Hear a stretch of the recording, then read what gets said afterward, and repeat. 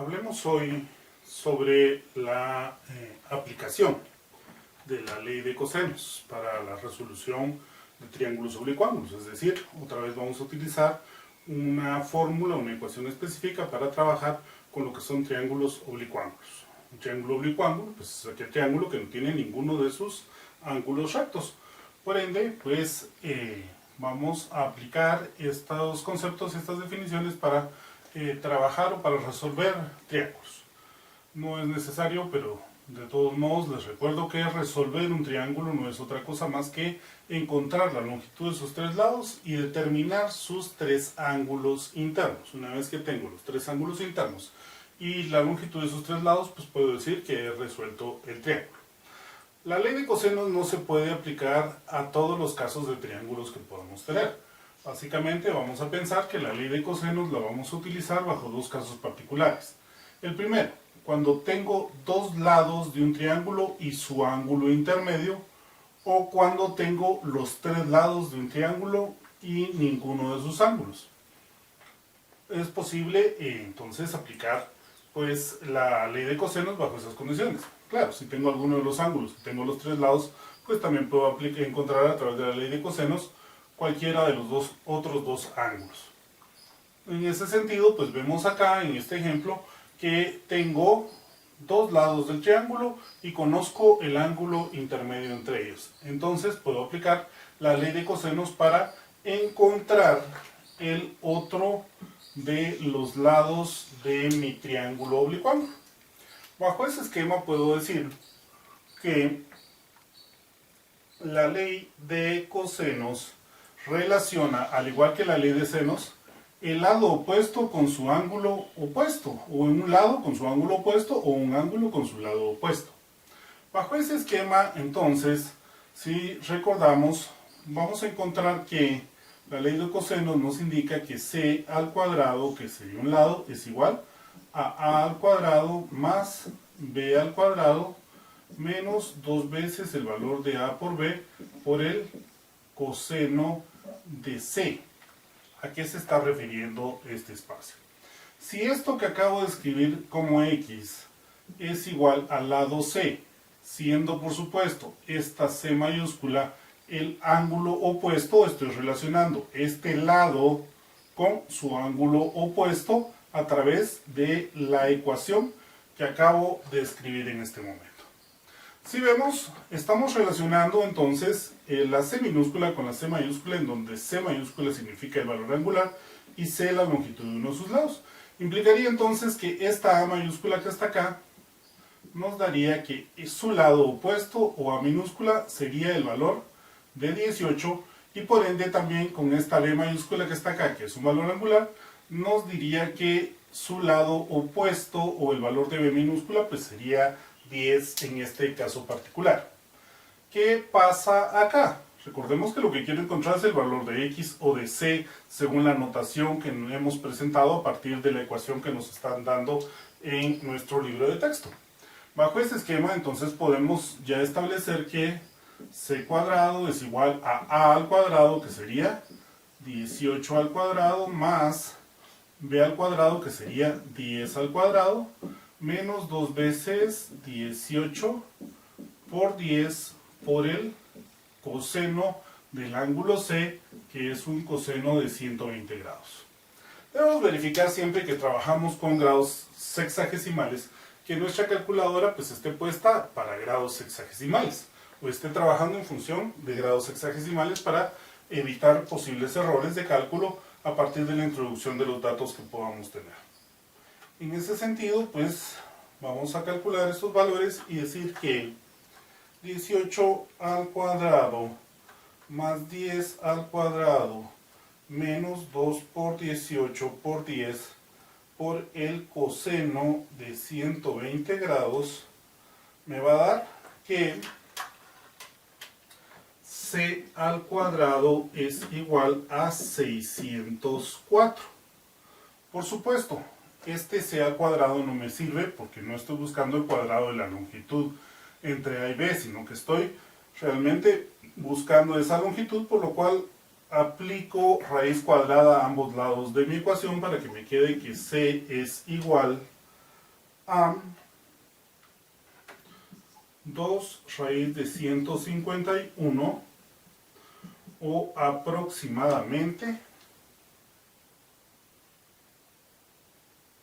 me dice que es 24.58, aproximándolo a dos dígitos, unidades de longitud, no son unidades cuadradas, sino unidades de longitud, ya que estamos buscando la distancia que hay de A hasta B, que es el valor de X, que en mi ecuación puesta acá, pues sería el valor de C. Tengo entonces ya las tres longitudes que me están estableciendo respecto del triángulo. En este caso podría utilizar la misma ley de cosenos para determinar alguno de los otros dos ángulos, pero se puede ya generar una combinación para la resolución del triángulo entre la ley de senos y la ley de cosenos, puesto que ya hemos analizado cómo utilizar la ley de senos. Y en ese sentido podríamos decir, por ejemplo, si quiero determinar el ángulo A, diríamos que el seno del ángulo A, que está acá, respecto a su lado opuesto, que es 18, va a ser igual al seno de 120 grados respecto a su lado opuesto, que es X o C en este caso, que sería 24.58 unidades, con lo cual podríamos decir que el seno de A es igual a 18 por el seno de 120 grados sobre 24.58, o podríamos decir también que A es igual a aplicar el seno inverso de 18 por el seno de 120 grados sobre 24.58, y esto nos diría que A es igual aproximadamente a, si calculamos estos valores, tendríamos que el seno inverso de 18 por el seno de 120 partido 24.58, pues nos daría un valor aproximadamente de 39.360136, que esto es igual, si lo ponemos en grados, minutos y segundos, a 39 grados, 21 minutos y 36.49 segundos. Observemos que hemos encontrado el valor del ángulo A. El valor del ángulo B podríamos encontrarlo de una forma similar, pero para que nos dé un valor relativamente más exacto en función de nuestros cálculos y que no se nos agrande posiblemente los errores, vamos a decir que el ángulo B es igual ¿a qué? A 180 grados, ya que la sumatoria de los tres ángulos internos de un triángulo siempre va a ser 180 grados, menos los 120 grados del ángulo C, que ya lo conocíamos, menos los 39.360136 grados del ángulo A que acabamos de encontrar, para poder decir entonces que nuestro ángulo B aproximadamente va a ser igual a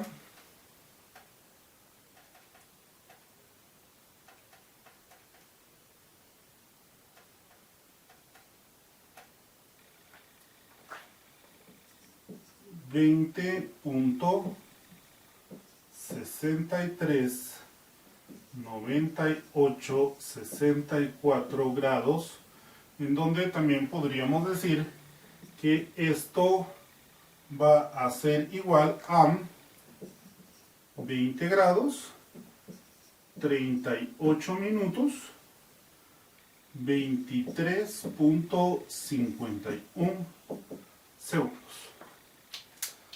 En este caso particular, pues vemos que podemos ir combinando la ley de cosenos, la ley de senos, lo que conocemos de trigonometría para ir buscando la manera más fácil de resolver un problema.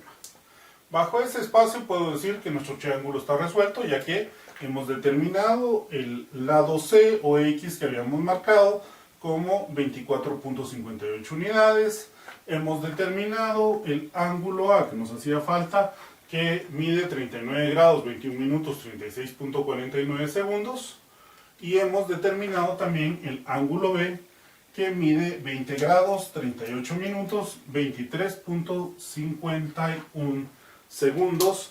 Y con eso pues hemos determinado ya, o hemos encontrado, nuestros tres ángulos internos y los tres lados del triángulo, para decir que hemos resuelto totalmente el triángulo que nos han planteado.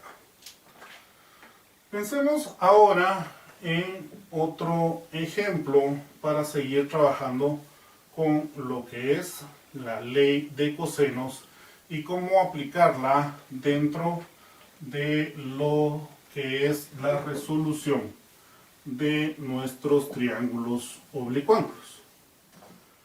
En ese esquema veamos el siguiente ejemplo.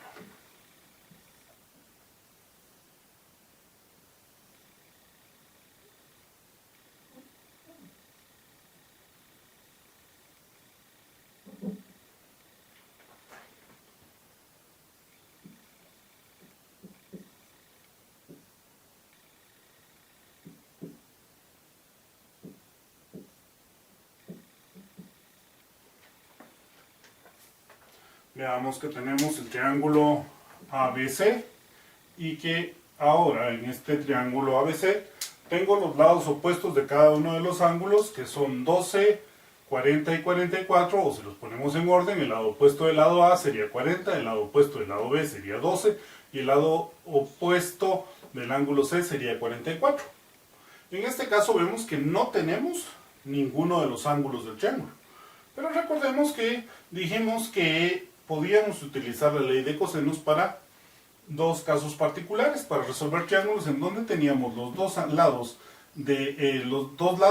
y el ángulo intermedio entre esos dos lados, o cuando teníamos los tres lados de un triángulo oblicuángulo.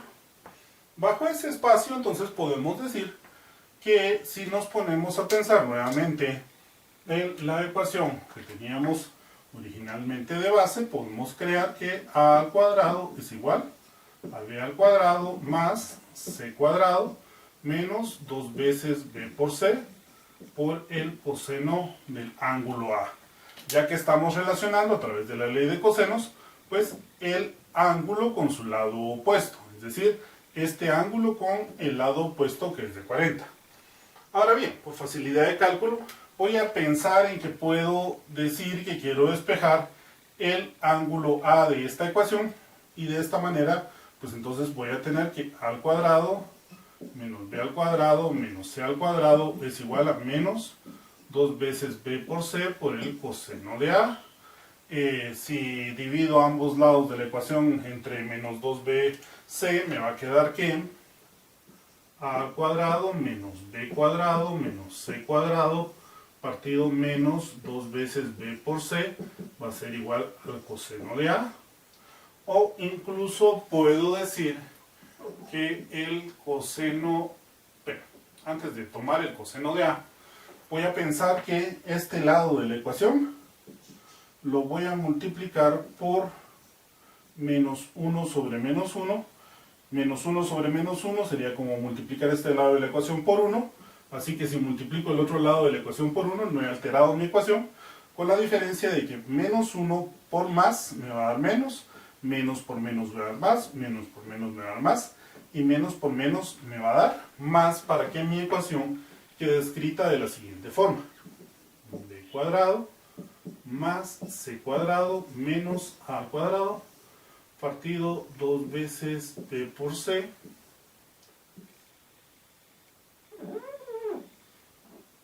y esto va a ser igual al coseno de A. Por último, puedo decir que A es igual al coseno inverso de b al cuadrado más c al cuadrado menos a al cuadrado sobre 2 veces b por c. Bueno, este paso que hice acá podría parecer innecesario. De hecho, si nos gusta o nos agrada ver esa expresión de la forma a cuadrado menos b cuadrado menos c cuadrado partido menos 2bc, pues no hay ningún problema, podemos seguirla usando de esa manera. En lo particular no me gusta dejar estos valores en donde pues posiblemente tengo un negativo dentro del numerador o denominador al principio, y prefiero en todo caso que los primeros elementos pues, sean positivos. Es la única razón por la cual se hace este espacio o hago esta operación de multiplicar por menos 1 sobre menos 1. Es decir, un esquema, un espacio, una razón meramente estética que para mí se ve más bonito o mejor la expresión de esta manera y no con el signo negativo en esta parte de acá. Al final de cuentas, matemáticamente es lo mismo, así que es una situación que ustedes pueden sopesar si vale la pena o no vale la pena según el punto de vista de cada uno de ustedes. En este sentido, pues hemos encontrado ya que a es igual al coseno inverso de b al cuadrado más c al cuadrado menos a al cuadrado sobre 2 veces b por c. Recordemos que dijimos que a era el lado opuesto al ángulo A, B era el lado opuesto al ángulo B y C es el lado opuesto al ángulo C. Entonces, con esta información, pues ya puedo decir que el ángulo A es igual al coseno inverso de 12 al cuadrado más 44 al cuadrado menos 40 al cuadrado partido 2 veces 12 por 44. Esto entonces me va a dar un valor angular que vamos a calcular en este momento. El coseno inverso de 12 al cuadrado más 44 al cuadrado menos 40 al cuadrado dividido dentro de 2 por 12 por 44 me dice que aproximadamente es de 62.964308 grados, en donde voy a tener que el ángulo A corresponde a 62 grados, 57 minutos, 51.51 segundos para dar un valor angular. Observemos entonces que hemos encontrado a través de la ecuación de la ley de cosenos el valor angular de A. Observemos también que en nuestra ecuación está bien definido cuál es el lado opuesto de A, que es el único valor negativo que nos queda en esta ecuación particular. Vamos a determinar ahora el ángulo B, pero no voy a volver a despejar toda la ecuación. Si ustedes gustan hacerlo, pues pueden hacerlo. Yo, por simple inducción matemática, a partir de la información que tengo acá, voy a decir que B va a ser igual al coseno inverso ¿de quién? Va a ser igual al coseno inverso de A al cuadrado más C al cuadrado menos B cuadrado partido 2 veces A por C. ¿De dónde saco esta expresión? Observemos que al principio, para encontrar el valor del ángulo A, el lado opuesto nos queda únicamente como menos A al cuadrado. Ahora, para el valor de B, estoy poniendo el lado opuesto, que sería el menos B al cuadrado, para poder llegar a determinar la misma expresión. Insisto, si alguno duda de este espacio, pues puede determinarlo a partir de decir que B al cuadrado es igual a A al cuadrado más C al cuadrado menos 2 veces A por C por el coseno de B para poder despejar el valor de B, y seguramente va a llegar a esta misma expresión o a una expresión bastante similar y equivalente, por supuesto. B es igual al coseno inverso de A, que serían 40 al cuadrado más c, que son 44 al cuadrado, menos b, que sería 12 al cuadrado partido 2 veces 40 por 44, para que podamos entonces establecer que b aproximadamente corresponde a calcular el coseno inverso de 40 al cuadrado más 44 al cuadrado menos 12 al cuadrado partido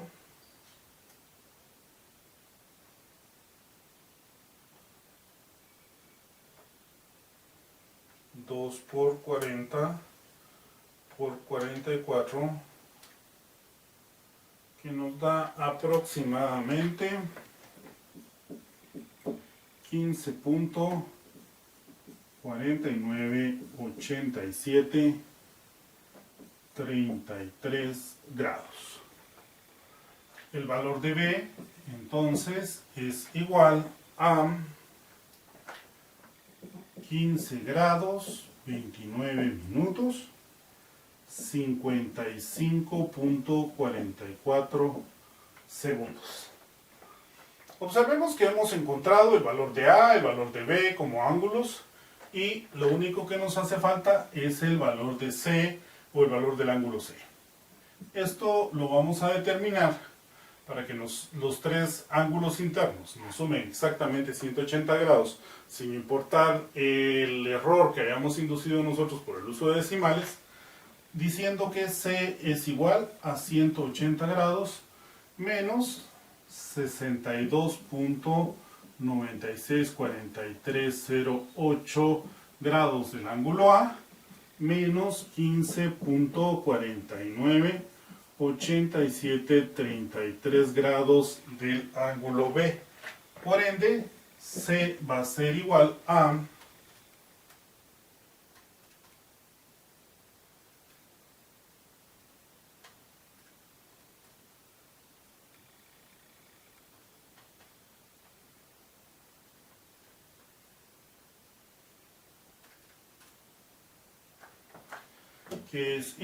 101.536959 grados, que aproximadamente, que esto sería igual a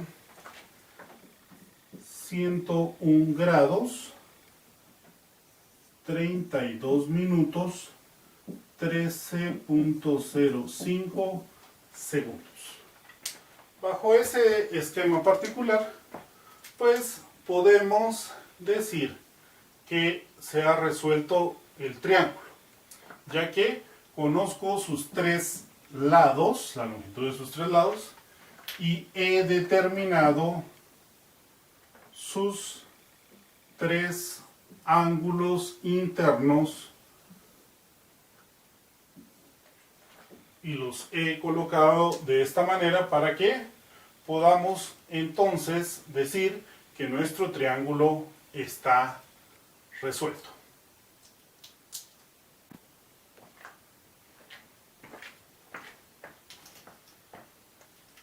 Continuemos con nuestros ejemplos de la aplicación de la ley de cosenos. En este caso nos dan una figura como la que estamos viendo, en donde nos piden encontrar el área de la figura.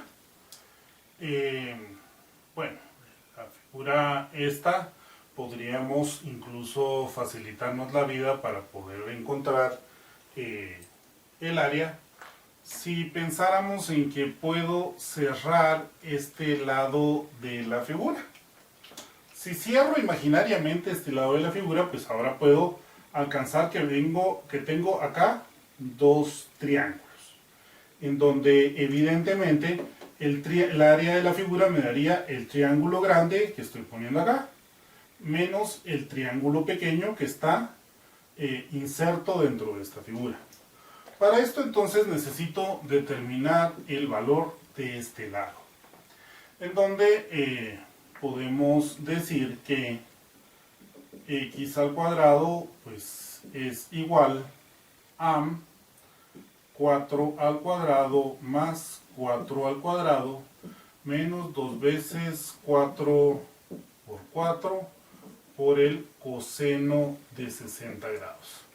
Observemos que estoy aplicando la ley de cosenos. ¿Por qué estoy aplicando la ley de cosenos? Porque tengo dos lados y el ángulo intermedio dentro de esos dos lados para determinar el otro lado que estoy tomando en este espacio. A la hora que calculamos estos valores, pues vamos a tener que 4 al cuadrado más 4 al cuadrado menos 2 por 4 por 4 por el coseno de 60 grados, pues nos dice que es 16. X, en todo caso, si aplico raíz cuadrada a ambos lados de la ecuación, sería 4.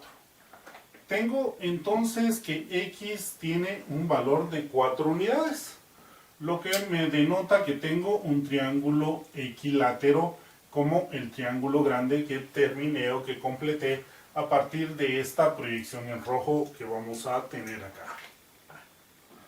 Saquemos de allí los triángulos y veamos a qué vamos o qué es lo que vamos a calcular. Veamos que si yo calculo el área de todo el triángulo equilátero que acabo de ver, pues voy a tener el área de la figura que me están pidiendo y también va a estar incluida el área de la figura que no existía en este espacio. Entonces puedo decir que el área que me están requiriendo, el área que necesito encontrar, va a ser igual a el área del triángulo equilátero, ese triángulo que tiene acá 4, 4, 4, aquí tiene un ángulo de 60 grados, y a esta área que voy a denominar área 1, tengo que restarle el área que tenga respecto de el triángulo que no estaba incluido, que tiene 3, 3 y que no conozco cuál es su valor angular. ¿Qué hago entonces?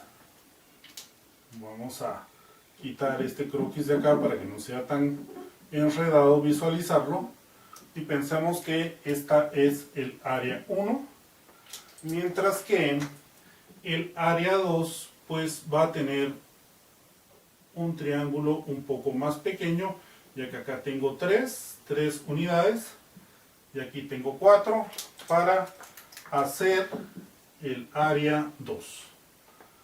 ¿Qué estoy indicando acá? Bueno, el área que necesito entonces, o que me están pidiendo, va a ser igual al área 1 menos el área 2. Determinemos el valor del área 1. Vamos a utilizar para este ejemplo la ecuación o la fórmula de Herón para poder determinar los valores del área. Para utilizar la fórmula de Herón necesito primero calcular el semiperímetro de mi triángulo. Es decir, S sub 1 va a ser igual a ¿qué? Si estoy pidiendo el semiperímetro, tiene que ser la mitad del perímetro. ¿Cuánto es el perímetro del triángulo que me da el área 1? Acá tengo 4, acá tengo 4 y aquí tengo 4. Es decir, un lado vale 4, el otro lado vale 4 y el otro lado vale 4 y lo voy a dividir dentro de 2 para que me dé el semiperímetro. Eso implica que el semiperímetro del área 1 va a ser pues 6, 4 más 4 son 8, más 4 son 12, partido 2 son 6. Ahora, para determinar el área 1, entonces voy a tener que la fórmula de Herón me indica que debo de encontrar S por S menos A, por S menos B, por S menos C, raíz cuadrada de todo esto, en donde el área 1 va a ser igual al valor de S, que va a ser 6 por 6 menos 4, que es uno de los lados, por 6 menos 4, que es el otro lado, por 6 menos 4, que es el tercero de los lados, raíz cuadrada de todo esto. tengo entonces que el área 1 va a ser igual ¿a cuánto? Va a ser igual a 6 por 2 por 2 por 2, que sería 48, la raíz cuadrada de 48, me va a dar que tengo 4 raíz de 3 unidades cuadradas. Esto aproximadamente podríamos tenerlo como 6.928203 unidades cuadradas. Si vemos, hemos determinado entonces el área de este triángulo grande que estaría conformado desde este punto hasta este punto hasta este punto, tomando la proyección en rojo que acabo de hacer acá.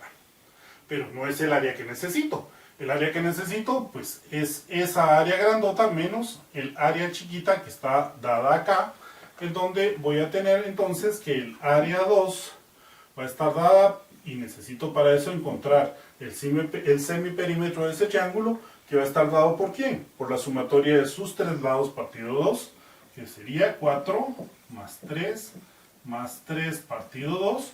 4 más 3 son 7, más 3 son 10, partido 2 me va a dar 5. Entonces, utilizando otra vez la fórmula de Jerome, voy a determinar el área de ese triángulo, ya que conozco los tres lados, y puedo decir que es 5 por 5 menos 4 por 5 menos 3 por 5 menos 3, raíz cuadrada de todo esto, nos daría que el área 2 es igual a, hacemos nuestras operaciones y decimos que 5 por 1 por 2 por 2 nos va a dar 20. La raíz de 20 es igual a 2 raíz de 5 unidades cuadradas, que esto aproximadamente pues nos debería de dar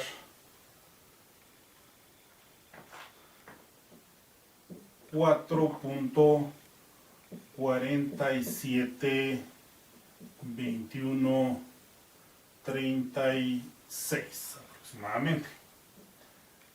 Como vemos acá, hemos determinado tanto el área del triángulo grande que tenemos acá como el área del triángulo chico. Por ende, el área que me están pidiendo entonces debería de estar dada como 4 raíz de 3 menos 2 raíz de 5 unidades cuadradas, si lo que quiero es un valor exacto de mi área. Por supuesto, esto puedo decir también que el área aproximadamente es igual a 4 raíz de 3 menos 2 raíz de 5, para tener un valor aproximado de 2.456067 unidades cuadradas, que en un momento dado podríamos decir que aproximadamente es 2.46 unidades cuadradas de área. ¿Por qué estamos poniéndole unidades cuadradas? Recordemos que en este caso, cuando estamos hablando de unidades en donde no nos han dado dimensionales, las unidades serían unidades lineales, las unidades cuadradas nos darían área y las unidades cúbicas en todo caso nos daría volumen. ¿Qué acabamos de encontrar?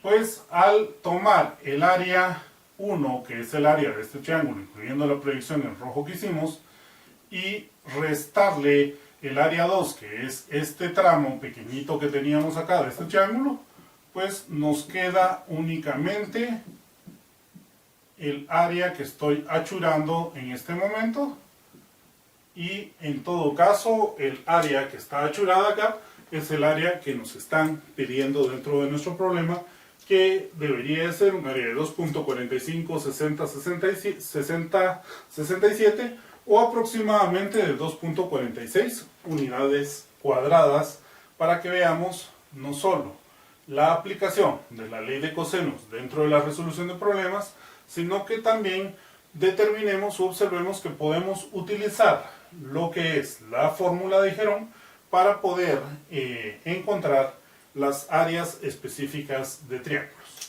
La fórmula de Jerome es bastante utilizada, especialmente en esquemas de topografía, ya que nos permite determinar áreas de figuras a veces un tanto complejas o irregulares, haciendo un esquema que llamamos triangulación.